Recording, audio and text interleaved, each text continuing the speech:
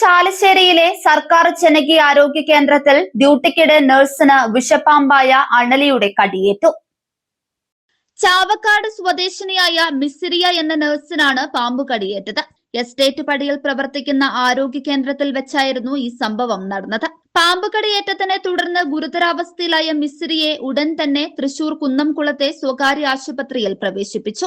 നിലവിൽ ഇവരുടെ ആരോഗ്യനില തൃപ്തികരമാണെന്നാണ് ലഭിക്കുന്ന വിവരം. നൂറുകണക്കിന് രോഗികൾ ദിവസേന എത്തുന്ന ഈ ആരോഗ്യ കേന്ദ്രത്തിന്റെ പരിസരം കാടും പടലും പിടിച്ച് കിടക്കുകയായിരുന്നുവെന്ന് ആക്ഷേപമുണ്ട്. പരിസരം വൃത്തിയാക്കണമെന്ന് ജീവനക്കാർ പലതവണ ആവശ്യപ്പെട്ടിട്ടും അധികൃതർ നടപടിയെടുത്തിട്ടില്ലെന്നും ആരോപണമുയർന്നിട്ടുണ്ട്.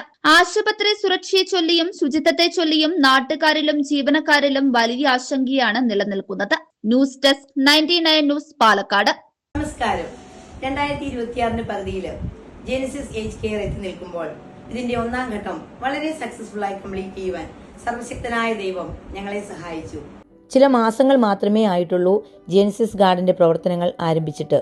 എങ്കിലും പലയിടങ്ങളിൽ നിന്നും സ്നേഹസമ്പന്നരായ പല മാതാപിതാക്കന്മാരും അവരുടെ റിട്ടയർമെന്റ് ജീവിതം ചിലവഴിക്കുവാൻ ജെനിസിസ് തിരഞ്ഞെടുത്തപ്പോൾ ഞങ്ങൾ ഒന്നാം ഘട്ടത്തിൽ നിർമ്മിച്ച എല്ലാ റൂമുകളിലും ഏകദേശം റെസിഡൻസ് നിറഞ്ഞതിനാൽ ജെനിസിസ് ഗാർഡൻ ഏജ് കെയറിന്റെ സെക്കൻഡ് പാർട്ട് ബിൽഡിംഗ് പണികൾ ഉടൻ ആരംഭിക്കുന്നു. നിങ്ങളുടെ റിട്ടയർമെന്റ് ജീവിതം നിങ്ങൾ തനിച്ചാണോ? നിങ്ങൾ വിഷമിക്കേണ്ട, ഞങ്ങൾ നിങ്ങൾക്കൊപ്പമുണ്ട്. ഞങ്ങളെ കോൺടാക്ട് ചെയ്യുക.